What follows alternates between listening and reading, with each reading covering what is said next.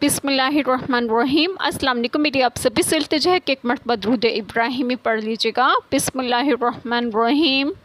अल्लाहुम्मा सल्ली अला मुहम्मदिन व अला आलि मुहम्मदिन कमा सल्लैता अला इब्राहीम व अला आलि इब्राहीम इन्नका हमीदुम मजीद।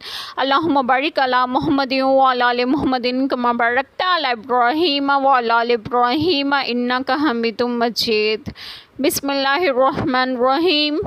और बोले, उन पर कोई फ़रिश्ता क्यों ना उतारा गया, और अगर हम फ़रिश्ता उतारते तो काम तमाम हो गया होता, फिर उन्हें मोहलत ना दी जाती।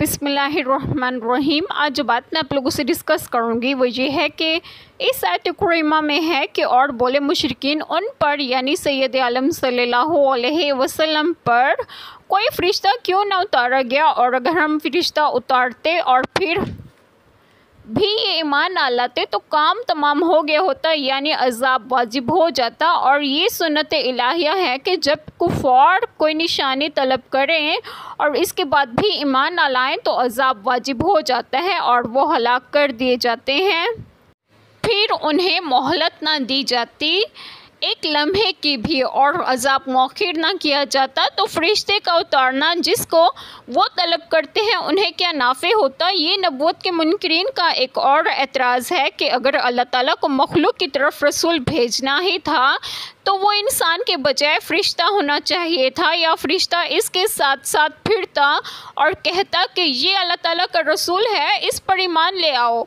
वरना तुम्हें सज़ा दी जाएगी। और अगर हम फ़रिश्ता उतारते तो काम तमाम हो गया होता, फिर उन्हें मोहलत ना दी जाती। ये पहला जवाब है, क्योंकि अल्लाह ताला का ये तरीका चला आया है कि जब कोई कौम अपने नबी से मुआज़ा तलब करे और वो उसे दिखा दिया जाए लेकिन इसके बाद भी वो ईमान ना लाए तो उसे हलाक कर दिया जाता है।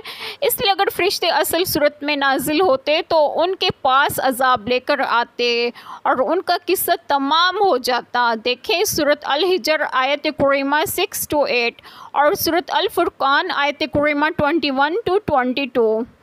एक छोटी सी दुआ जो मैं करूँगी कि अल्लाह ताला हम सब के तमाम गुनाहों को माफ़ फरमाएँ और हमें सिरात मुस्तकीम की राह पर गामज़न करें, और आप सब की तमाम जायज़ दुआएं कबूल फरमाएँ, और जो लोग पे औलाद हैं उन्हें एक और सालिहीन औलाद अता फ़रमाएँ, और जो लोग बीमार हैं उन्हें भी सेहत व तंदरुस्तगी अता फ़रमाएँ, और आप सबको आपके घरों में खुश व खुर्रम रखें और सेहत व तंदरुस्तगी भी दें। आमीन। जज़ाकल्लाह खैर।